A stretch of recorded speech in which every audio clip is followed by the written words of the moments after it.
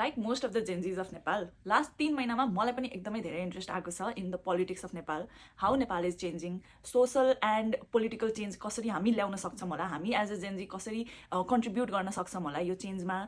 Gen Z protest यत्रो भयो होइन, त्यसको के गोल्स थियो, त्यो पुरा भइरहेछ कि छैन, हाम्रो देश सही डिरेक्सनमा गइरहेछ कि छैन, यो कुरामा मलाई आफै धेरै इन्ट्रेस्ट आयो लास्ट 3 मन्थ्समा। एन्ड आइम गेसिङ होइन धेरै जसो जेन्जीलाई यसमा इन्ट्रेस्ट आएको छ होइन। मैले धेरै कुरा जान्दिनँ नेपालको बारेमा, सिस्टम्सको बारेमा जान्दिनँ होइन, गभर्मेन्ट स्ट्रक्चर हाम्रो कस्तो छ, किन कुनै कुरा त्यही तरिकाले भइरहेछ ओभर सो मेनी इयर्स होइन। यही सेम सिस्टम अरू डिफ्रेन्ट कन्ट्रिजमा पनि छ होइन, जो हाम्रो गभर्मेन्ट सिस्टम छ त्यो अरू पनि कन्ट्रिजमा छ, र किन कुनै कन्ट्रीमा त्यो सक्सेसफुल छ र कुनै कन्ट्रीमा छैन। लाइक हाम्रोमा त्यस्तो सक्सेसफुल अहिलेसम्म भएको छैन। सो के रिजन हो होइन, र त्यसलाई सक्सेसफुल कसरी पार्न सकिन्छ।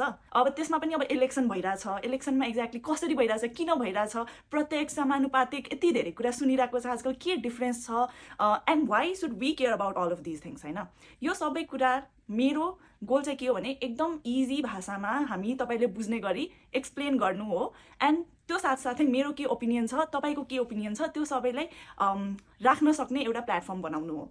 And that is why I'm starting this new channel, new initiative भनौँ होइन, जहाँ I will be breaking down the concepts that we should care about and that we can work upon to take Nepal into a right direction or path.